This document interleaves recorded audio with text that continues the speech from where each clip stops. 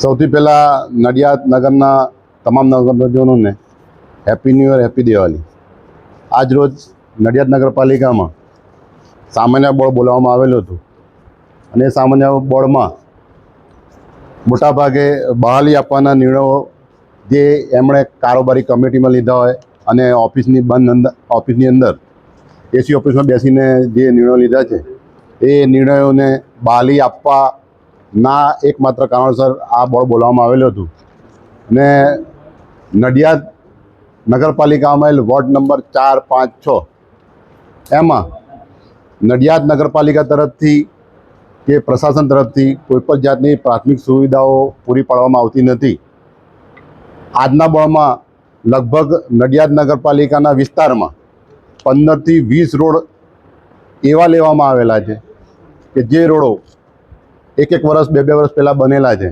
જ્યારે નડિયાદ નગરપાલિકામાં આવેલ વોર્ડ નંબર 4, 5, 6 કે જ્યાં આદિવાસી વસ્તી છે, લઘુમતી વસ્તી છે, દલિત વસ્તી છે, એ વિસ્તારમાં નડિયાદ નગરપાલિકા તરફથી સત્તાધારી પક્ષ તરફથી બિલકુલ અણમાયું વર્તન કરવામાં આવે છે।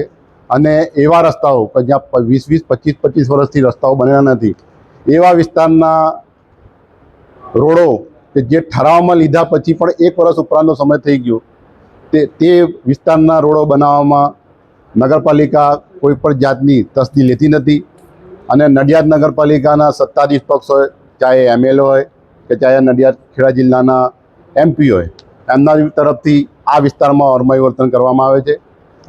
આજે સામાન્ય સભામાં જે મુદ્દાઓ આપણે 1 થી 10 લીધેલા છે એના ઉપર આપણે બધું કામ ચાલુ જ છે અને બધાની સંમતિથી સારા એવા કાર્યો આપણે લીધેલા છે। અને વોર્ડ નંબર 6 સભ્ય જે આક્ષેપ કરેલા છે તે તથ્ય વિહોણા છે। 4 અને 5 વોર્ડના સદસ્યોના વિકાસના કામો થાય છે જેને લઈને તેમના તરફથી કોઈ રજૂઆત કરવામાં આવી નથી।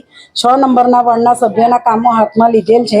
આગામી દિવસોમાં ગ્રાન્ટ આવશે તેમ તેમના કામોને પ્રાધાન્ય આપીશું।